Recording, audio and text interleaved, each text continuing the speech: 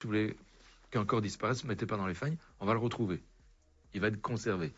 Dans ton livre, justement, Entretien avec un cadavre, tu racontes un crime un peu spécial. Alors ça, c'est assez marrant comme anecdote. C'est le mari et l'amant, en fait, ne sont pas ennemis. Au contraire. Il faut croire que la femme était très chiante. Hein, parce que le mari et l'amant se sont liés pour la liquider. Alors les fagnes, chez nous, c'est une réserve naturelle. C'est très très beau, c'est vraiment à voir. Mais c'est une terre un peu spéciale. C'est une terre de marécage. Tu vois. Donc tu poses ton pied, tu t'enfonces. Ta botte, tu la récupères jamais. Et là, ils sont allés balancer le corps de la dame dans le marais. Et c'est un type qui, en allant pisser, il a besoin de pisser, problème de prostate, il a besoin de pisser et c'était vraiment impératif. Il pisse, et pendant qu'il était en train de pisser, il regarde un peu autour de lui, il voit la tête de la femme qui sort de l'eau.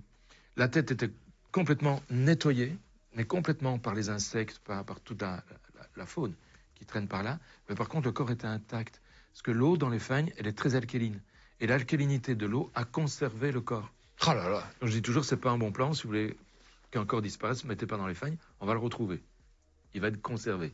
Et là, grâce à la tête, grâce aux vêtements, grâce à tout, on a pu l'identifier, on est remonté jusqu'au mari, et on a eu le mari et l'amant. Et c'était bien eux qui l'avaient tué. Ah oui, il l'avait étranglé. Il l'a étranglé à deux? Oui, à deux.